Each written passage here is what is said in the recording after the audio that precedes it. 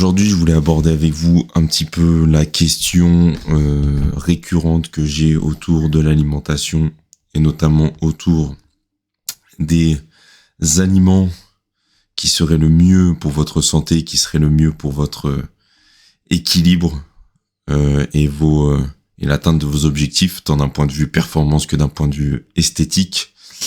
Alors c'est très rare que je conseille que j'énonce des choses qui sont meilleures que d'autres. Pour autant, il y a des aliments qui font partie de la catégorie de ceux que j'estime être pas indispensables, mais qui sont vraiment très très bénéfiques. Et aujourd'hui, on va essayer de les classifier en trois catégories. Donc la catégorie des protéines, la catégorie des glucides et la catégorie des lipides, pour faire simple, pour faire synthétique.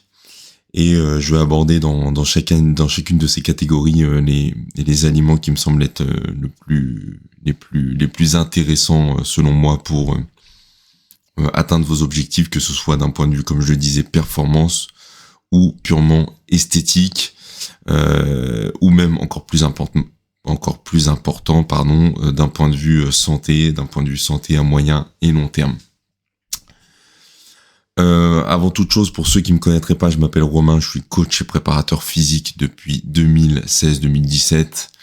Je fais de la préparation physique essentiellement dans les sports de combat et notamment en MMA, avec le suivi d'un athlète depuis maintenant 4-5 ans qui s'appelle Nel Ariano, qui fait ses débuts dans le monde du MMA professionnel, qui a une belle carrière amateur derrière lui, avec un titre de champion d'Europe, 2 titres de champion de France et tout un tas de victoires sur ce cursus amateur.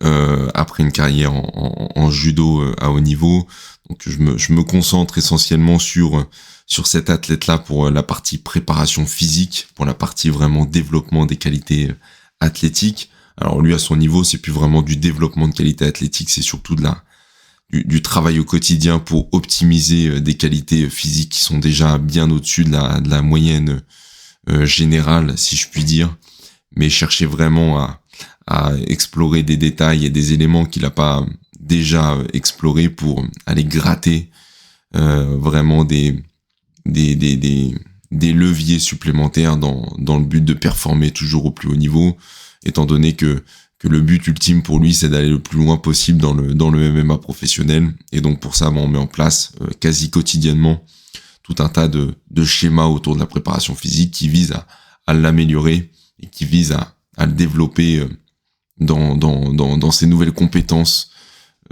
athlétiques.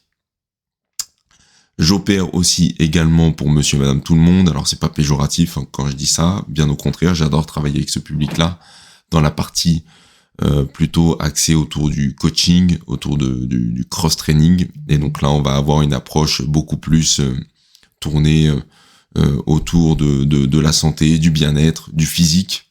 Et c'est en lien avec ces questions-là, avec ces problématiques-là que j'ai créé ce podcast. C'est justement pour répondre à ces problématiques, pour répondre à ces questionnements que vous vous posez et qui sont assez communes finalement d'un individu à un autre.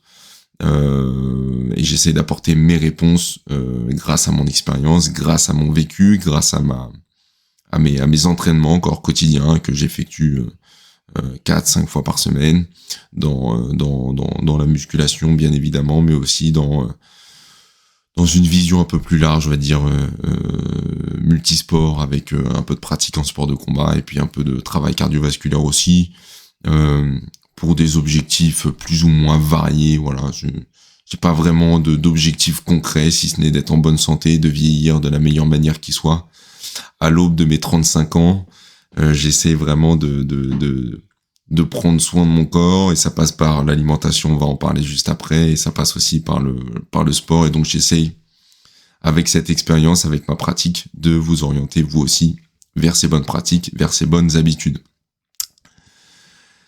Alors les aliments que je conseille très régulièrement, on va commencer avec la partie protéines, et notamment l'aliment numéro 1 que je conseille dans 99% des cas, ce sont les œufs. Les œufs, c'est vraiment l'aliment parfait selon moi en termes de qualité nutritionnelle, en termes de qualité de protéines. Faut savoir que l'assimilation des protéines ne se valent pas toutes de la même manière. On a des protéines qui sont hautement assimilables, on en a d'autres qui sont moins assimilables. De manière assez généraliste, les protéines animales sont beaucoup plus assimilables et contiennent beaucoup plus de ce qu'on appelle d'acides aminés que les protéines végétales. Pour autant, les protéines végétales sont intéressantes et vous verrez que je vais en parler juste après, si elles sont combinées à mon sens à des protéines animales. Mais les œufs, font partie vraiment de ces protéines qui sont biodisponibles, qui sont vraiment très assimilables, quasiment à 100%. Alors pas à 100% bien évidemment, mais à 95, 96, 97%. Sont vraiment très qualitatives et vont vraiment aider dans la synthèse protéique, dans la construction musculaire, dans la construction de vos structures. Et donc l'œuf en fait vraiment partie de la catégorie des aliments très intéressants à ce niveau-là. On a une protéine qui est donc très assimilable. On a un aliment qui est aussi relativement économique comparativement à de la viande ou à du poisson, si possible de bonne qualité. L'œuf est quand même relativement économique, hein. On parle de 30 à 50 centimes pour un œuf bio, label rouge ou avec le label bleu blanc cœur, ce que je conseille le plus souvent possible. On évite bien sûr les œufs de mauvaise qualité qu'on achète en paquet de 30 qui sont le fruit de poules qui n'ont pas vu le moindre rayon de soleil durant toute leur vie. On essaie vraiment de s'orienter vers des œufs de qualité, et ces œufs-là sont vraiment relativement économiques en termes de rapport qualité-prix par rapport à ce qu'on peut retrouver avec de la viande, qui va être beaucoup plus cher, et pareil pour le poisson. Donc les œufs font partie vraiment des aliments que je conseille très régulièrement et qui sont vraiment de choix dans la partie protéines. Pareil, le fait de consommer très régulièrement des œufs aurait tendance à améliorer votre sensibilité à l'insuline, donc à entre guillemets prévenir d'un potentiel diabète de type 2 dans les années à venir. On a, comme je le disais, un aliment qui est notamment pour le jaune. On se pose souvent la question de savoir s'il faut manger le jaune par rapport au cholestérol. Voilà, moi je mange, petit retour d'expérience, moi je mange depuis pas moins de 10 ans entre 6 et 10 œufs par jour. J'ai aucun problème, je me sens très bien. Je consomme toujours des œufs de très bonne qualité, comme je l'énonçais avant. Et au niveau du cholestérol, il n'y a aucun problème, étant donné que le cholestérol sanguin est différent du cholestérol que vous pouvez retrouver dans le jaune d'œuf. Je pense que le cholestérol que vous pouvez avoir dans vos artères, hein, pour caricaturer un petit peu le propos, ne survient pas de la consommation d'œufs à outrance, survient plutôt de la consommation d'autres produits qui n'est pas forcément très bon pour votre santé. Donc les œufs, ça fait vraiment partie des aliments que je conseille très régulièrement pour la partie protéine. Pareil pour la partie protéine, toujours un autre type d'aliment que je conseille très souvent, ce sont les petits poissons. Donc tout ce qui va être sardines, tout ce qui va être maquereau, tout ce qui va être anchois, qui vont être riches en oméga 3, qui vont rebalancer un petit peu le ratio un peu défavorable qu'on a dans notre alimentation moderne autour de la balance oméga 6, oméga 3. On devrait avoir un ratio qui devrait être aux alentours de 2 à 5 pour 1 en fonction de ce qu'on peut lire dans la littérature. On est plus sur un ratio qui va de 15 à 20 pour 1 en faveur des oméga 6. Donc une alimentation trop hautement dosée en oméga 6, de par l'industrie agroalimentaire qui favorise ce déséquilibre entre les oméga 3 et les oméga 6. Donc manger des oméga 3, si possible de nature marine, va permettre de rééquilibrer à minima ce ratio. Alors quel est le problème? C'est quand on a une alimentation qui est trop riche en oméga 6, on va rentrer dans un corps qui va être dans une structure pro-inflammatoire, et on veut éviter ça le plus possible. Non pas que les oméga 6 soient néfastes, c'est tout simplement le fait qu'on en mange trop qui va induire un état pro-inflammatoire, et donc le fait de manger des oméga 3 pour rebalancer un petit peu cette balance défavorable va nous permettre de sortir de ce schéma inflammatoire. Et donc ça passe par la consommation de petits poissons. Alors on pourrait imaginer que en mangeant du saumon ou des gros poissons gras riches en oméga 3 qu'on appliquerait finalement une bonne méthode. Que nenni, aujourd'hui les gros poissons tels que le saumon sont déjà soumis à des schémas d'élevage douteux et se retrouvent avec des taux de métaux lourds assez ahurissants, ce qui en font des poissons qui sont finalement pas très très sains à la consommation. Donc si vous avez l'idée d'en manger très régulièrement en pensant que vous faites une bonne action tant pour la planète que pour votre corps, c'est une fausse bonne idée. J'oriente souvent les gens plus vers justement la consommation de petits poissons qui sont beaucoup moins riches en métaux lourds, qui sont plus économiques aussi, encore une fois, et qui sont finalement plus bénéfiques sur le moyen et long terme pour votre santé.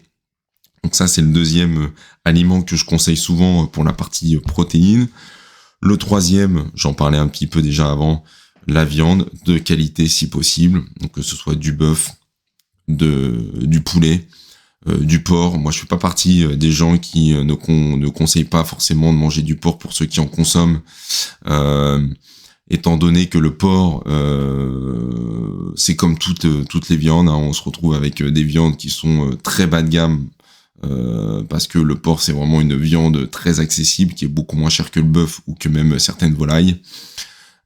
Pour autant, je pense qu'on peut retrouver des morceaux de porc qui sont très qualitatifs, qui sont peut-être moins gras que certains morceaux, comme on peut le voir aussi dans le bœuf ou dans le poulet. Donc c'est à mon sens quand même hyper intéressant de pouvoir manger ce type de viande, à condition bien sûr de manger de la viande de qualité, si possible de savoir d'où elle vient, d'où elle provient, de quelle source entre guillemets la viande provient. Si possible de chez le boucher, en connaissant votre boucher, en connaissant un peu les mécanismes d'approvisionnement. Si vous êtes, comme la plupart d'entre nous, en train d'acheter votre viande dans les supermarchés, essayez de vous référer à des labels plutôt, comment dire, sécurisants, comme les labels rouges, comme les labels bleu blanc cœur, encore une fois, comme on peut retrouver dans les œufs, qui vont vous garantir, pas à 100%, mais qui vont vous garantir quand même une viande relativement de bonne qualité ou de meilleure facture que certaines viandes. Donc on peut s'orienter vers la viande, bien évidemment, moi j'adore ça, mais on essaie de s'orienter vers de la viande de qualité, et étant donné que ça coûte relativement cher, pas tous les jours, parce que c'est pas à la portée de toutes les bourses, ou alors on se retrouve vite à manger de la viande de manière très régulière, mais de la viande de très mauvaise qualité. Hein, quand on achète du jambon, du blanc de poulet sous vide, ou je ne sais quel autre type de viande, on se retrouve vraiment avec des viandes qui sont vraiment, vraiment, vraiment bas de gamme. Moi, j'en ai consommé pendant longtemps, parce que j'avais pas forcément un gros pouvoir d'achat, et que c'était un truc aussi assez pratique. Mais aujourd'hui, je le conseille plus du tout. On n'est plus du tout sur... Enfin, moi, j'estime que c'est pas de la viande, c'est tout sauf de la viande. C'est vraiment des choses qui sont très très bas de gamme et qui vont pas vous apporter grand chose, tant d'un point de vue nutritionnel, même si on a l'impression de manger des protéines, que d'un point de vue santé, parce que ça a tendance à vraiment vous dégrader physiquement, si je puis dire, au niveau de votre santé. Donc on évite tout ça et on se concentre quasi exclusivement sur des viandes de qualité, avec une source qu'on connaît, donc en passant par son boucher, ou si on a la possibilité en passant par son producteur qui n'est pas loin de chez nous.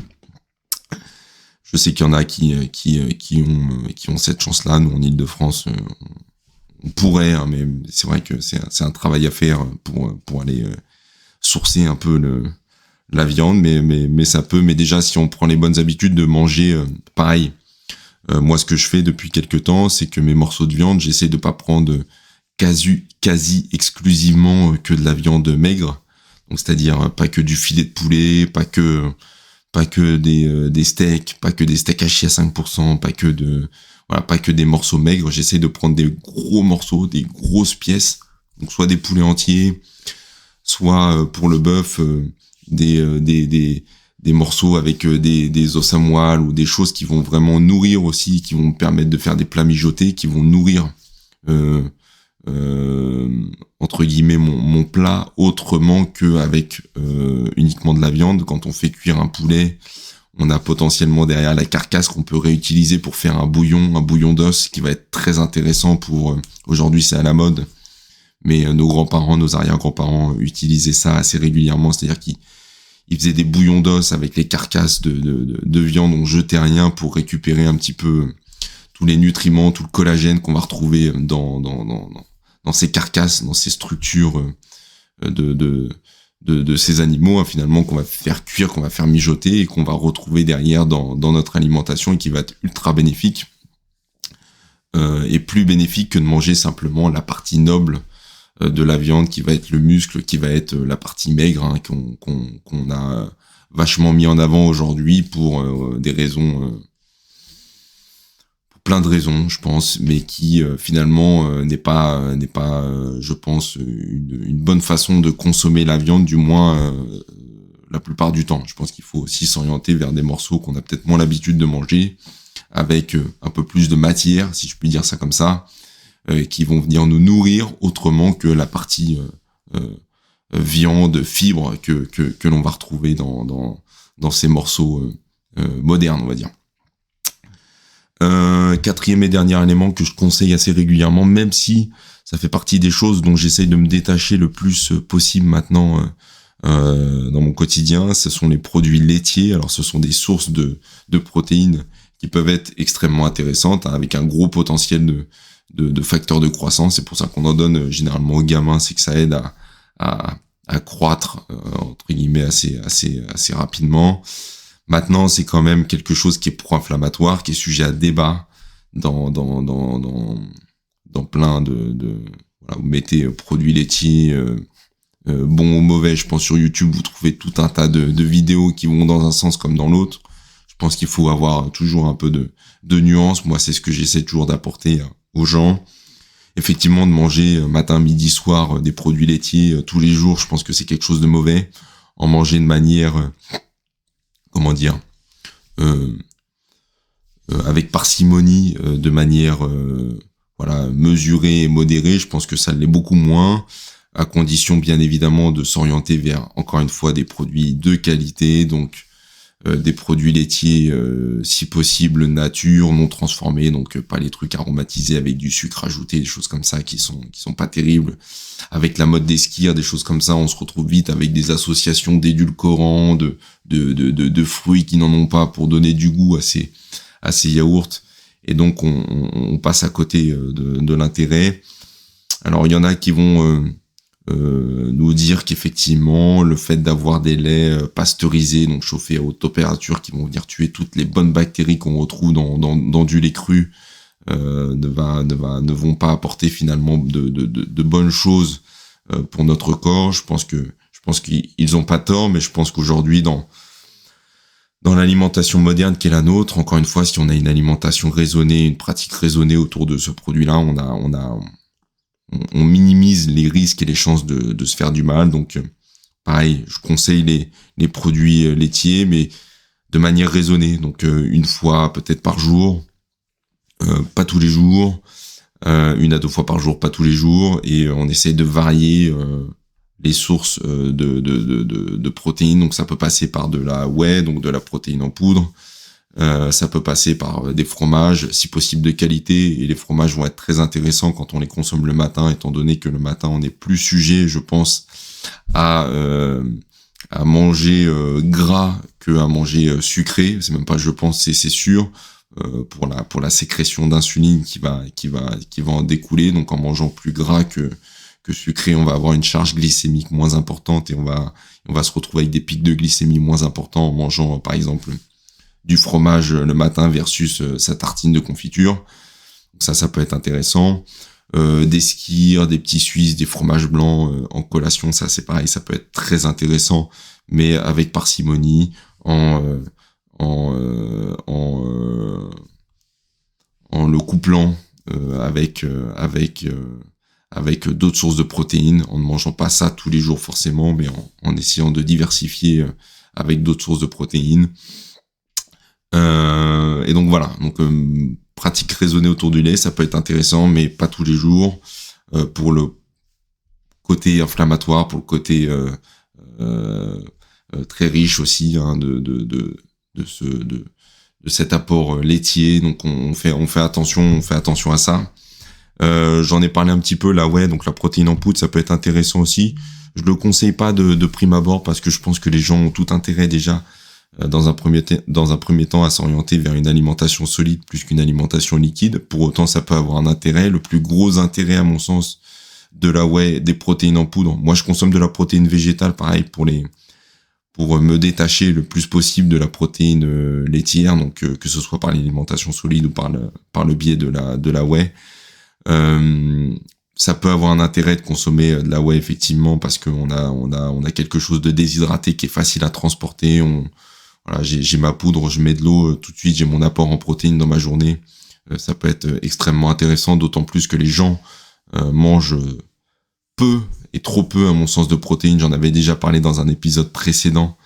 Les gens mangent trop peu de protéines dans la journée, donc ça peut être intéressant effectivement de manger de la whey, enfin de boire de la whey en l'occurrence. Donc il y a la whey donc qui va être une source laitière de protéines en poudre, et puis il y a la protéine aussi végétale que moi je consomme.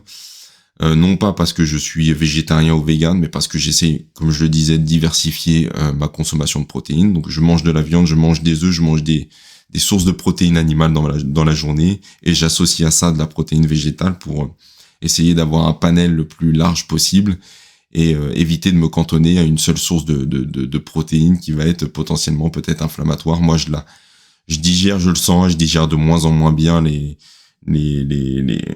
ressources laitières, les sources alimentaires à base de lait. Donc ça, c'est une bonne alternative. Donc je ne peux que vous conseiller de vous orienter aussi peut-être potentiellement vers des protéines végétales de qualité. Moi, je consomme une protéine végétale de la marque qui s'appelle Super Physique, que je trouve hyper qualitative et que je trouve en plus de ça vraiment bonne. Donc je la consomme quotidiennement.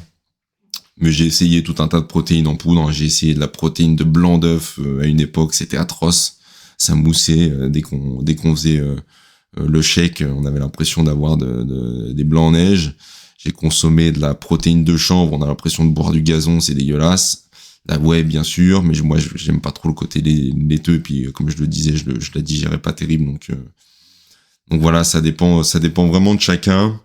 Et donc voilà, donc ça donne déjà des bonnes sources, des aliments que je conseille assez régulièrement pour la partie protéines. Donc les œufs, les petits poissons, notamment pour leur intérêt en source d'oméga 3, de la viande de qualité, en essayant d'élargir le plus possible le champ des possibles. Donc du bœuf, du porc, du poulet, de la volaille en tout genre. Moi, quand j'étais jeune, on mangeait du pigeon, j'adorais ça. Voilà, on essaie vraiment de diversifier. C'est vrai qu'on a tendance à se cantonner autour de un, deux ou trois types de viande. Voilà, bœuf, poulet ou porc. Mais je pense que on peut aller chercher d'autres types de viande. Et en France, on a quand même ce terroir et cette ressource pour aller chercher d'autres éléments. Donc allez chez votre boucher, voyez ce qu'il peut vous proposer, ça peut être intéressant tant d'un point de vue gustatif que d'un point de vue nutritionnel. Pour la partie glucides, donc la partie qui va vous fournir le plus de votre énergie au quotidien, hein, c'est vraiment cette partie qui vous aide à tenir, qui vous aide à performer, hein, qui va vraiment être disponible pour vous fournir de l'énergie dans la journée. Voilà, la partie glucides qu'on appelle aussi les sucres dans le sens, j'allais dire vulgaire du terme, mais dans le sens brut du terme. On se doit bien évidemment de manger des fruits et des légumes, et notamment des légumes. On dit souvent que les fruits, ce sont des légumes en moins bien. Je pense que votre consommation de végétaux doit être extrêmement importante au sein de la journée. Pareil, un peu comme les protéines, les gens ne mangent pas suffisamment de végétaux. Quand je vois les plats des gens au quotidien et les pauvres petits portions de légumes qu'ils mangent, ça me fait un peu de la peine. Moi, je conçois pas un repas, notamment sur le midi et sur le soir. Le matin, ça peut se discuter parce que voilà, c'est un peu compliqué pour la plupart des gens déjà de manger le matin. Il faut qu'ils retrouvent cette habitude, mais encore plus de manger des légumes. Mais au moins sur les repas du midi et du soir, c'est essentiel d'avoir une portion de légumes qui est au moins aussi grande que votre portion de féculents pour que tout le monde comprenne. Au moins aussi grande, et moi j'aurais tendance à dire même plus grande, pour plusieurs raisons. Donc effectivement, réduire un peu l'acidité de votre repas. Quand on mange de la viande, des féculents, en gros, on a un repas qui est relativement acide pour notre corps, qu'on appelle... merde, j'ai perdu le terme. Bref, qui est acide pour votre corps, et le fait de manger des légumes et des fruits, mais principalement des légumes, va avoir ce côté basifiant, donc l'inverse de l'acidité, qui va venir équilibrer un peu la balance, ce qu'on appelle acido-basique, de votre repas et de votre alimentation. Donc le fait de manger des végétaux, des légumes, va venir réguler cette balance-là. D'un point de vue vitamines, d'un point de vue minéraux, c'est extrêmement intéressant aussi, même si les légumes sont très très appauvris aujourd'hui en termes de minéraux et de vitamines. Il reste quand même très intéressant de manger des légumes pour cette raison-là. Moi, je pense que ça serait une erreur de s'en passer. Il y a des modes aujourd'hui de personnes qui sont carnivores, qui mangent pas spécialement de légumes parce que les fibres leur causent des désagréments intestinaux, etc. Pourquoi pas? Moi, je reste quand même dans l'école des gens qui estiment que de manger des végétaux, de manger des choses fournies par Dame Nature d'un point de vue plante et d'un point de vue végétaux, ça reste quand même indispensable. Donc je pense que moi j'imagine pas une diète sans cet élément-là. Ça me semble être indispensable pour être en bonne santé. Donc des légumes et des fruits. Hein, pareil pour les fruits, donc les mêmes caractéristiques. Attention aux fruits, n'en mangez pas trop, n'excédez pas 3, 4, 5 fruits par jour parce que c'est riche en glucose, c'est riche en fructose. Pareil, les fruits, on les mange, on les boit pas, d'accord? Parce que le fait de mastiquer, le fait de croquer dans ces fruits va vous permettre d'assimiler aussi les fibres qui vont être intéressantes pour limiter l'impact glycémique. J'en parle souvent, mais c'est vraiment quelque chose qui va être ultra important pour votre santé à long terme. Donc mangez les fruits, ne les buvez pas, parce que sinon vous allez juste avoir de l'eau et du sucre. Hein. Je caricature un petit peu, mais pas tellement. Et surtout, on associe toujours ces fruits à une source de protéines et une source de lipides pour avoir un repas complet. On ne mange pas des fruits tout seul en plein milieu de la journée parce que sinon on risque d'avoir une surcharge pareil glycémique à un moment donné. Alors on me dit ouais mais si c'est qu'une pomme ça va, ouais mais qu'une pomme ce n'est qu'une source de glucides et qu'une source de glucides sur un repas va forcément amener une variation de votre taux de sucre dans le sang à un moment donné et va créer des mécanismes d'adaptation qui vont pas être favorables. Donc on essaye toujours de lisser ça sur le plus possible tout au long de la journée pour éviter les pics de glycémie et les réactions en chaîne que ça peut appliquer. Bien évidemment, les légumes et les fruits bio si possible, mais surtout de saison. On évite les fraises en hiver, les tomates en hiver, les trucs complètement ubuesques qui n'ont pas de sens, les fruits qui viennent les fruits et les légumes qui viennent de je ne sais où, qui n'ont aucun goût et qui sont complètement dénutris, enfin encore plus que ceux qu'on peut retrouver dans le commerce. Donc on évite bien évidemment ça et on consomme de saison, bio. Et voilà, encore une fois, hein, c'est ce que je conseille aux gens, c'est ce que je dis toujours aux gens. Donc là, je retransmets ce que j'échange avec les gens au quotidien. Je ne vous vends pas du rêve, je transmets juste ce que j'ai l'habitude de dire. Pour la partie féculent, moi ce que je conseille souvent, donc on est toujours dans le cadre des glucides, le riz, à mon sens, c'est mieux que les pâtes.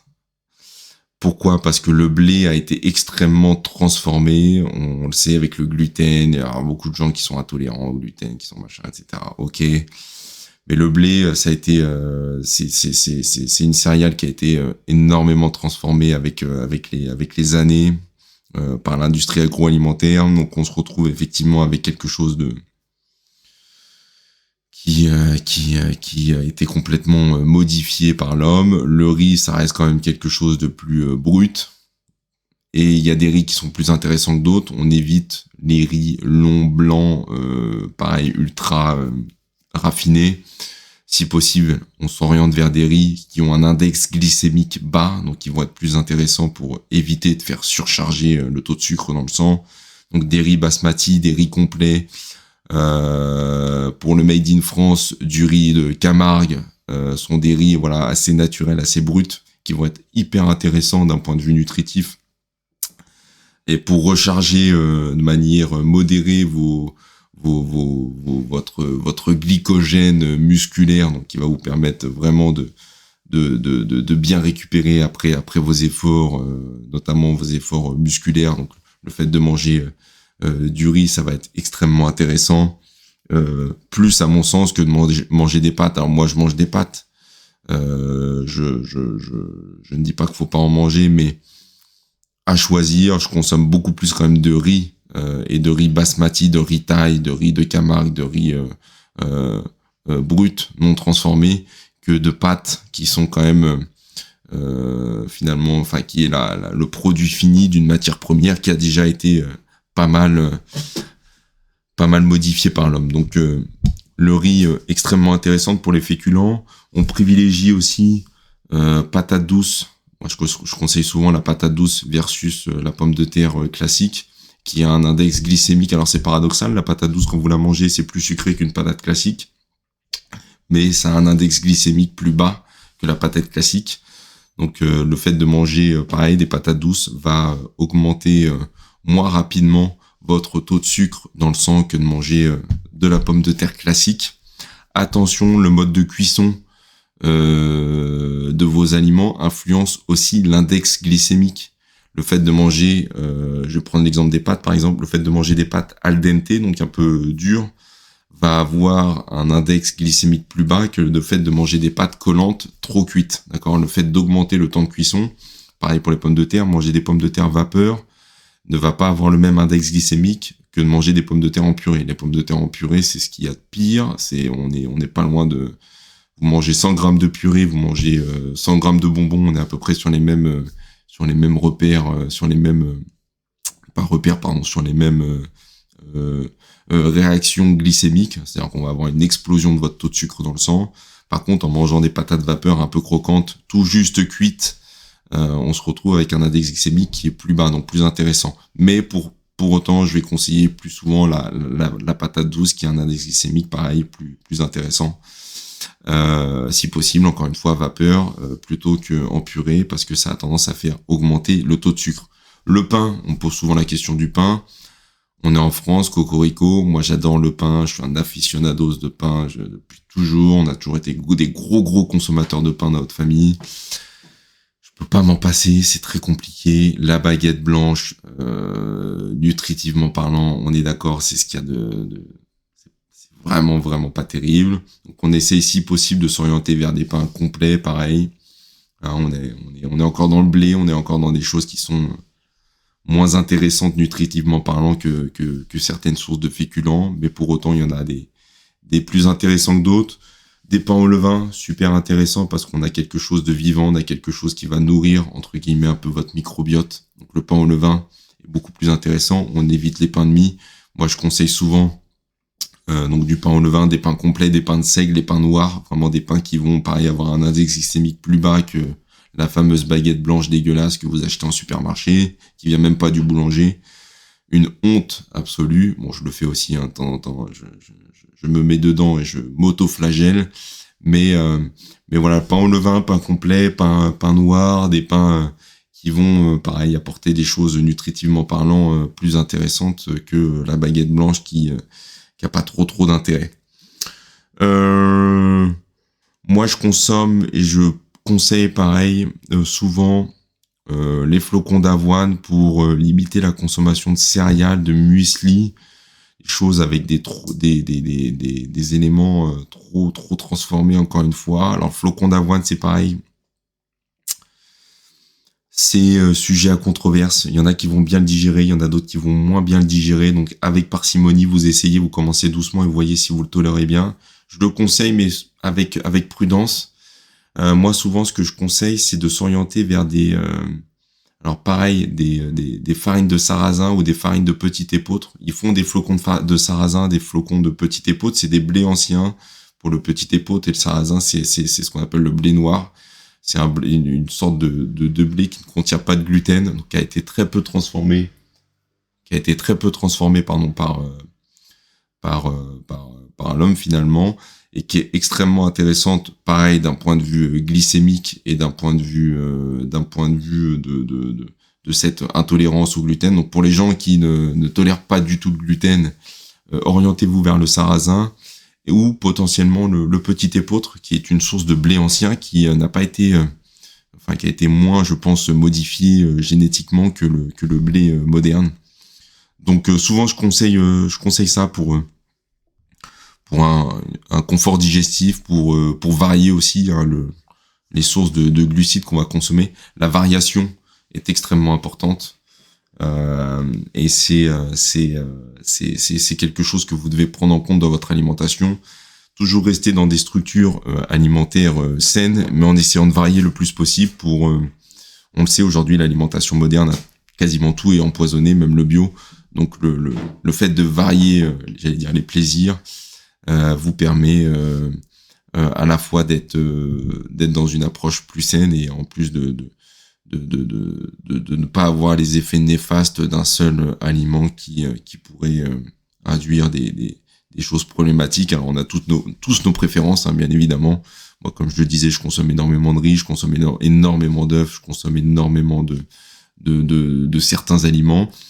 Mais j'essaye quand même le plus possible de varier pour pas me cantonner à ces aliments qui sur le papier sont sains, mais qui restent quand même pour la plupart, enfin, pour ces aliments aussi assez empoisonnés par toute l'industrie et par tout le système de production alimentaire mondiale, quoi, si on peut dire ça comme ça.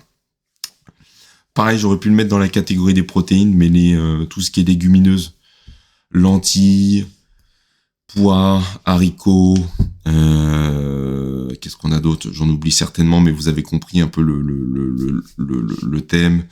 C'est extrêmement intéressant parce que pareil, on a un index glycémique qui est très bas. On se retrouve à mi-chemin entre des féculents et des légumes. Selon moi, c'est comme ça que je le vois.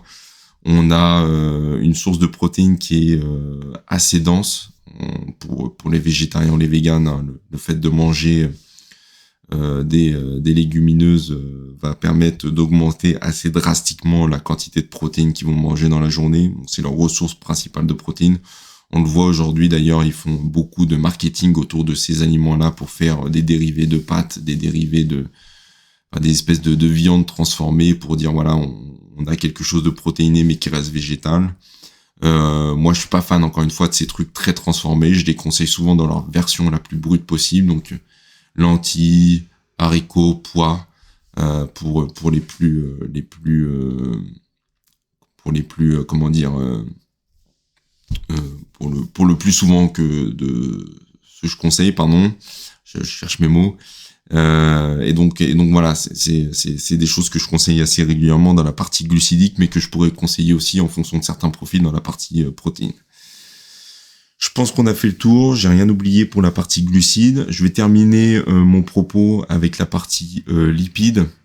Alors ça me fait penser pareil, tout ça, Tous ces conseils au niveau de l'alimentation font partie, bien évidemment, d'une vision que vous devez avoir autour de votre entraînement. Hein, on entend souvent que c'est 80% alimentation, 20% entraînement. C'est à mon sens pas très vrai. Si vous voulez des résultats, il va falloir que vous vous impliquiez à 100% dans l'alimentation, à 100% dans l'entraînement. Il y a que comme ça que ça marche. Tout ce qui est fait à peu près va vous donner des résultats à peu près. Il faut vraiment que vous vous investissiez tant sur l'alimentation que sur l'entraînement.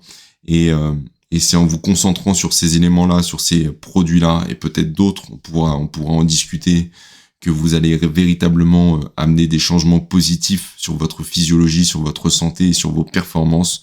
Donc c'est extrêmement intéressant et important de vous impliquer à 100% dans ces changements. Et pour ça, petit instant publicité, je peux vous accompagner bien évidemment, que ce soit en coaching particulier en présentiel ou en coaching à distance, notamment grâce à une application qui s'appelle True Coach, sur laquelle je programme vos séances d'entraînement tous les dimanches. Donc là, j'enregistre, on est dimanche. J'ai fait les séances pour mes élèves que je suis à distance pour la semaine qui arrive, et je le fais toutes les semaines. Et j'ai un échange avec eux quasi quotidiennement sur leur entraînement, et bien évidemment en lien avec cet épisode sur la nutrition au quotidien. Donc ils m'envoient en photo tout ce qu'ils mangent sur WhatsApp, et j'en fais des retours, et je les oriente de manière plus personnalisée et de manière plus précise que ce que je peux faire ici à travers ce podcast, grâce à ce suivi personnalisé, cet accompagnement à distance que vous pouvez retrouver sur mon site mrcoaching.fr.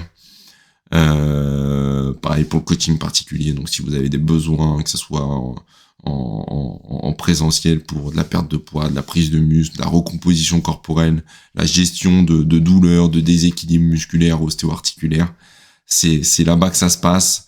Ou vous pouvez me contacter bien évidemment directement sur Instagram à mr.coaching ou coaching.mr, d'ailleurs je sais plus comment j'ai nommé mon Instagram, ou directement en réponse à cet épisode en commentaire. Allez, la suite. Pour la partie lipides, ça va aller relativement vite. Il y a 3 éléments que je conseille souvent. Le premier, c'est la partie oléagineux, donc les noix, les amandes, les cajous, voilà, même les pistaches, ça peut être intéressant, hein, non salé, bien évidemment, non grillé à chaque fois pour ces sources d'oléagineux. Extrêmement intéressant. On a des acides gras ce qu'on appelle les bons gras, qui vont vraiment vous fournir de l'énergie et qui vont vous apporter d'un point de vue lipidique de la qualité. Donc moi je les mange encore une fois pour relier avec le propos de tout à l'heure sur le petit déjeuner, je les mange principalement le matin parce que j'essaye de moins manger de sources de glucides le matin et de me concentrer un peu plus sur des sources lipidiques. Donc je vais essayer d'en manger le matin.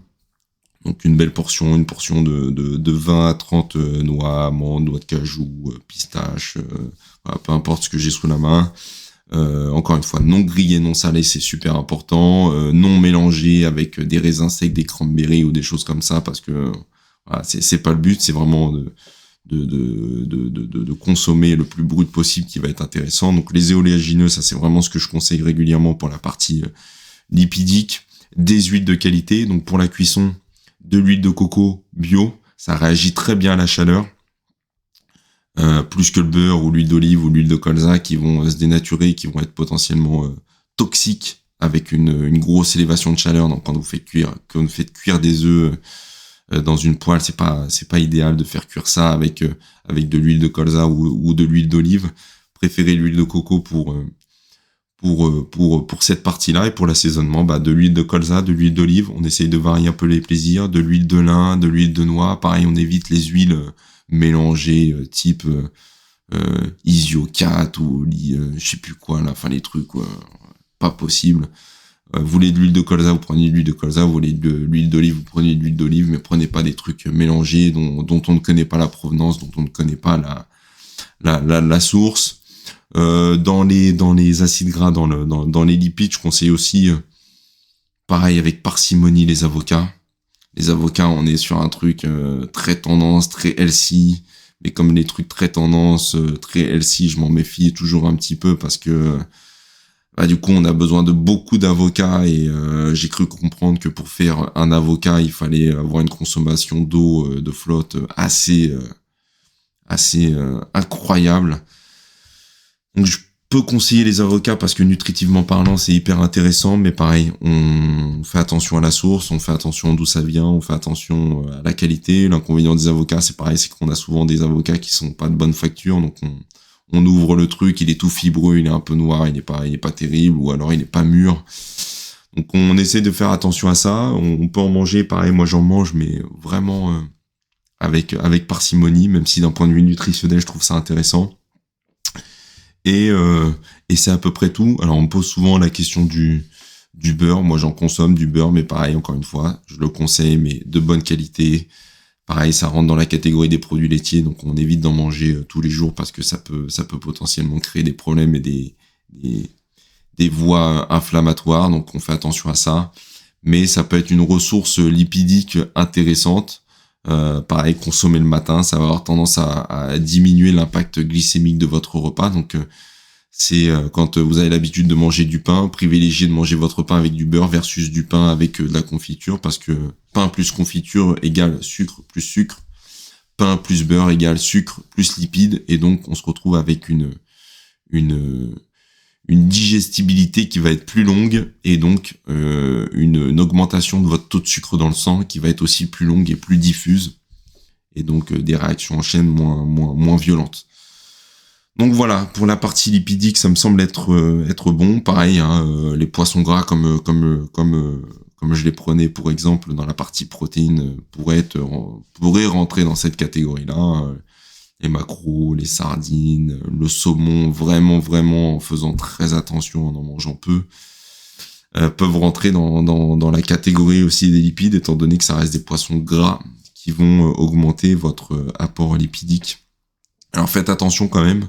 On a des régimes qui se concentrent exclusivement, beaucoup sur cet apport lipidique. Là, j'ai une élève que je suis à distance qui est partie en Grèce, et dans cette région d'Europe, cette région très méditerranéenne, on a tendance à augmenter de par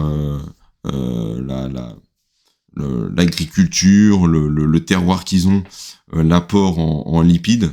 Là-bas, pareil, les olives, ah oui, c'est vrai, les olives, c'est une source de lipides hyper intéressante. Le cacao aussi, je conseille souvent le cacao. Alors, faites attention aux sources de chocolat, pas des chocolats au lait tout pourraves, voilà, des chocolats noirs à 80% minimum, c'est très intéressant aussi pour la partie lipidique, ça je le conseille assez souvent. Et donc pour en revenir à mes propos, en Grèce, en Italie, dans le sud de l'Italie, voilà, dans ces régions-là, on a ce qu'on appelle plutôt le régime méditerranéen, le régime crétois, qui va être concentré exclusivement justement sur ces petits poissons, sur de l'huile d'olive, sur des sources de protéines et des sources de lipides assez riches nutritivement parlant, en diminuant l'apport en glucides. Mais on se retrouve du coup aussi avec une consommation calorique qui tend à augmenter, parce que 1 gramme de lipides c'est 9 calories, 1 gramme de glucides c'est 4 calories. Donc faut faire attention aussi en consommant des lipides à pas en consommer trop pour pas augmenter drastiquement son total calorique qui aurait tendance à exploser. Donc on fait attention, si on mange un peu plus de lipides que d'habitude, on fait attention à sa consommation de glucides derrière pour pas augmenter assez rapidement sa consommation calorique. Voilà, je pense que c'est bien pour aujourd'hui, pour cet épisode. N'hésitez pas pareil à mettre des petites étoiles qui font plaisir sur les différentes applications de podcast. Ça aide au référencement, ça aide véritablement à faire grandir l'audience de ces épisodes et de ce podcast, pardon. Donc si vous pouvez me mettre des petites étoiles, ça fait plaisir, des commentaires et des questions de sujets que vous voudriez que j'aborde avec vous dans les semaines à venir, la semaine prochaine ou les semaines suivantes. Ça sera avec plaisir que je pourrai y répondre. Allez, je vous souhaite un bon entraînement, une bonne nutrition surtout, le plus possible de France, sourcée, bio, de terroir. Et je vous dis à la semaine prochaine. Ciao, ciao.